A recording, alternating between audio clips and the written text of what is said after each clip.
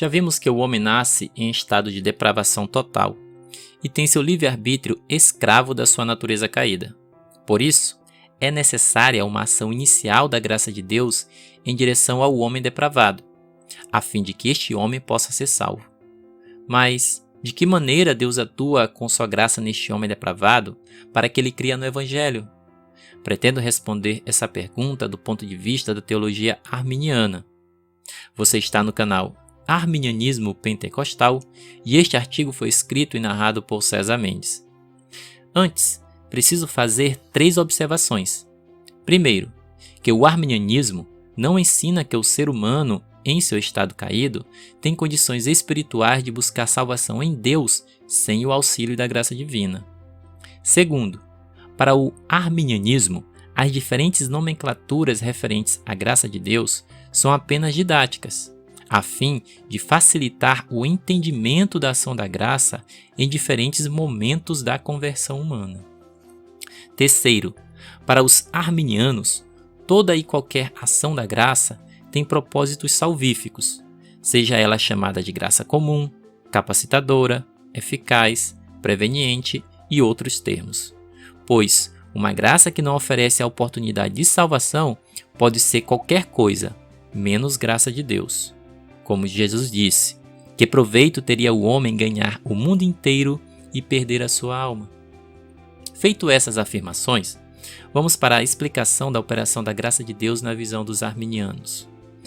Quando nos referimos à ação da graça de Deus, queremos afirmar que o Espírito Santo é a pessoa que realiza essa operação no homem não regenerado, de modo que, para que o ser humano caído possa crer no Evangelho, Deus primeiramente vai ao encontro do pecador com a sua graça, a fim de libertar o seu arbítrio do desejo desenfreado pelo pecado. Esta é a chamada graça preveniente, a graça que vem antes de qualquer ação do homem em direção a Deus. Ela é quem convence, convida, ilumina e capacita o pecador a crer em Jesus. Nesta fase inicial da ação do Espírito Santo sobre o ser humano, o pecador depravado não tem nenhuma participação. A graça atua de forma monergista na libertação da sua vontade escrava do pecado. Sem ela, o homem não tem como sozinho buscar a Deus. Ainda neste primeiro momento, o pecador não passa por nenhum processo de regeneração na sua natureza caída. Ele continua em estado de depravação total. Só que agora o seu livre-arbítrio está liberto pela graça. O seguinte esquema ajuda a entender melhor esse cenário. O homem nasce em depravação total com o seu arbítrio escravo. Ele não pode buscar a Deus. A graça preveniente vem sobre ele, libertando o seu arbítrio. Ele passa a estar em depravação total com o seu arbítrio liberto. Em seguida, ele recebe a fé e, por fim, a regeneração. Claro, não podemos especular com exatidão que tipo de ação ocorre na natureza humana caída após a ação inicial da graça preveniente, que faz com que o homem possa ter seu arbítrio liberto e ao mesmo tempo ainda continuar em estado de depravação total. O que importa é a assistência contínua da graça de Deus que atua no homem do início ao fim do processo de conversão.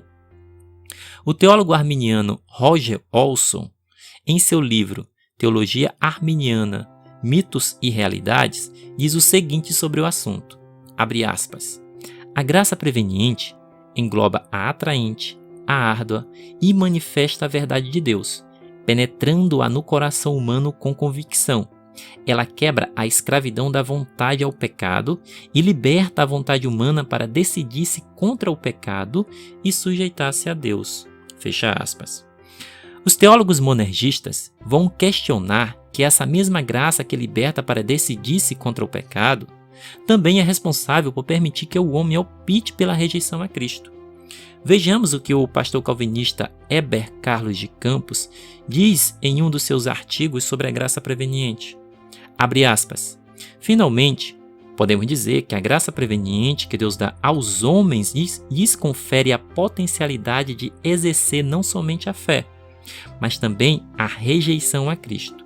É incrível como essa graça possa ser dada para a própria desgraça do que a recebe. Fecha aspas.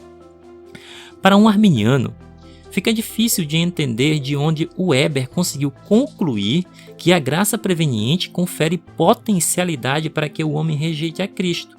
O que faz com que o homem rejeite a Cristo é sua própria natureza caída, que mesmo após a ação inicial da graça de Deus, ela continua atuando no arbítrio do homem para que ele resista a Deus.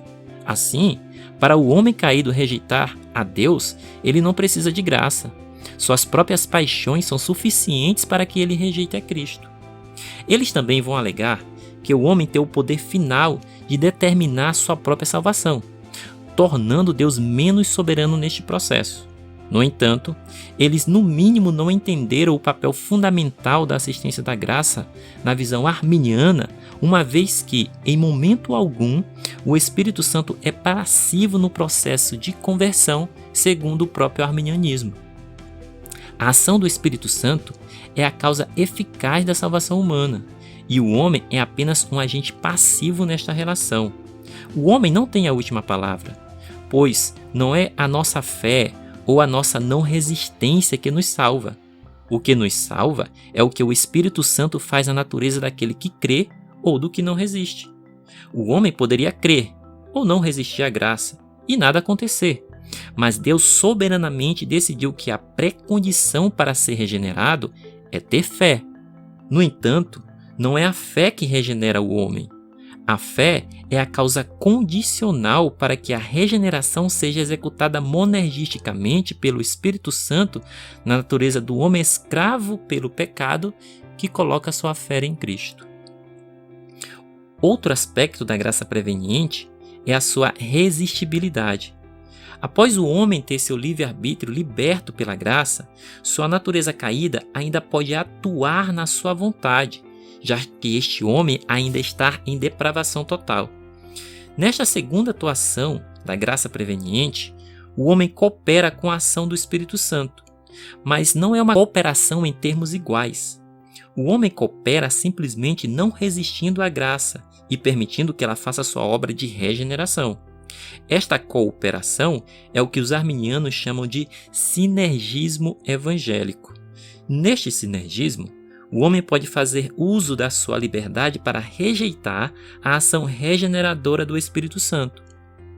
Os críticos vão tentar refutar essa explicação, afirmando que, se for assim, Deus passa a ser menos soberano, pois sua vontade é frustrada. Porém, eles deixam escapar pelo menos dois aspectos da soberania de Deus na salvação humana. Primeiro, Deus é soberano sobre a sua soberania.